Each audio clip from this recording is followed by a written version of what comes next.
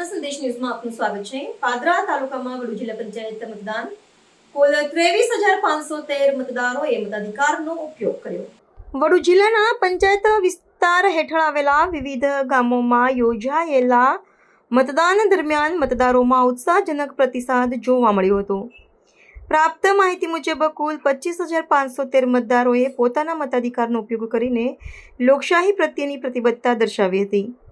મતદાનના આંકડા મુજબ વડુ ગામમાં સૌથી વધુ 5,747 મતદાન નોંધાયું હતું, જ્યારે ભોજ ગામમાં 4,597 મતદારોએ મતદાન કર્યું હતું। ઉપરાંત મુવાલમાં 2,749, નરસિંહપુરામાં 2,274, સાંઢામાં 1,552, વિશ્રામપુરામાં 1,650, સોમજીપુરામાં 1,398 મતદાન નોંધાયું હતું।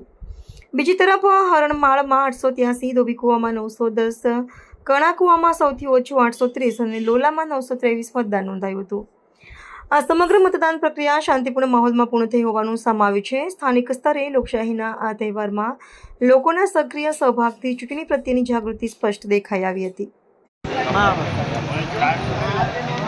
સ્થાનિક સ્વરાજની ચૂંટણીમાં આજે બધા મતદારોએ બહુ ઉત્સાહભેર ભાગ લીધો છે અને વડુ જિલ્લા પંચાયતને એની નીચેની ચારેય તાલુકા પંચાયત ચોક્કસ કોંગ્રેસ જીતવા જઈ રહી હોય ત્યારે આગામી સમયમાં પાદરા તાલુકા પંચાયતનું બોર્ડ પણ કોંગ્રેસનું બનવા જઈ રહ્યું છે ત્યારે ચોક્કસ પરિવર્તનની લહેર છે અને સર્વે મતદારોના સાથ સહકારના આશીર્વાદથી કોંગ્રેસ આવે છે। પ્રાર્થના સંદેશ ન્યૂઝની તમામ લેટેસ્ટ અપડેટ્સ માટે ચેનલને હમણાં જ લાઇક, શેર અને સબસ્ક્રાઇબ કરો।